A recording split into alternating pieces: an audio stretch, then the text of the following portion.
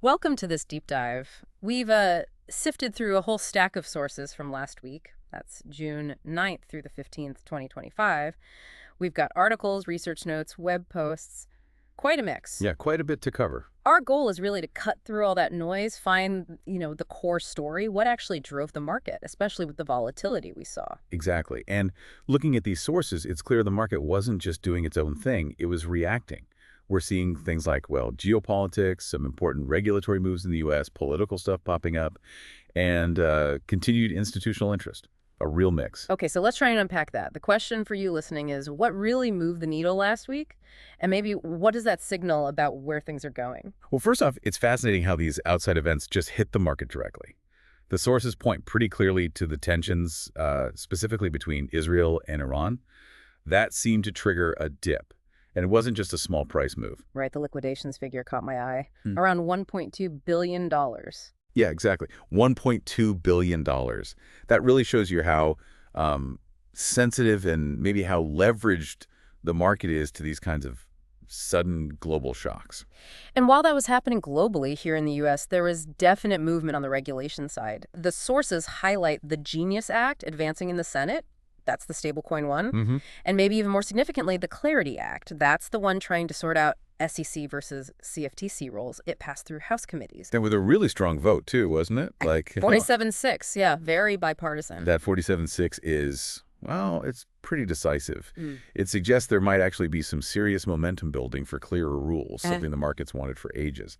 But sources also threw in another layer here, politics. Right. This is where it gets, let's say, interesting and potentially controversial based on what we're reading. Sources are detailing concerns about potential conflicts of interest around President Trump's activities in crypto.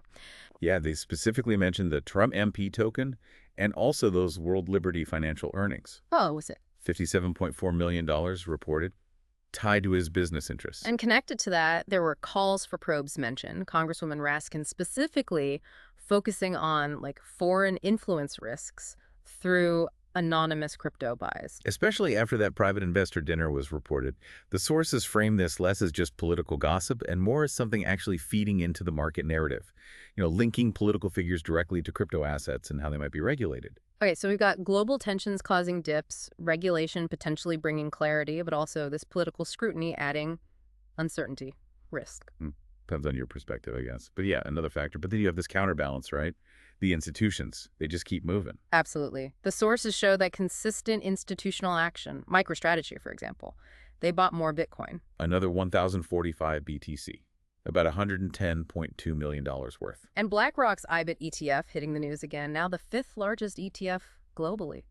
By assets, that's huge. $72 billion in assets under management. Wow. The sources also mentioned Trump media planning a big raise, $2.3 billion apparently earmarked for Bitcoin, and even smaller players like Quantum Biopharma putting $5 million in. So that institutional confidence is still there. It's like this underlying support kind of pushing against the other noise. So with all these forces pulling different ways, how did the price actually behave? What did Bitcoin do? Well, volatile is the word the sources use, trading mostly between, say, $101,000 and $110,000, testing those key levels. Some analysts quoted in the material were forecasting a range for June, maybe 100K to 120K, and suggesting that if Bitcoin breaks past that 112K resistance level, it could potentially run up towards 120K. And here's a curious detail the sources flagged. Ether ETPs had a really strong week. Big inflows. Yeah, $296 million, their best week since the 2024 election, apparently. While Bitcoin ETPs actually saw outflows, about $56 million. Right. That contrast is interesting.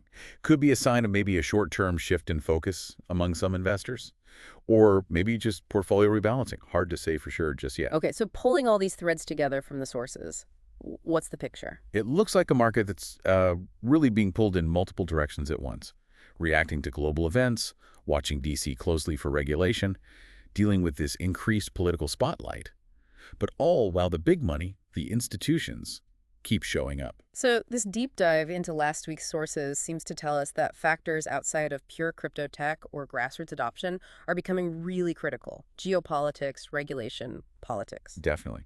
They seem deeply intertwined with market dynamics now, based on this reporting.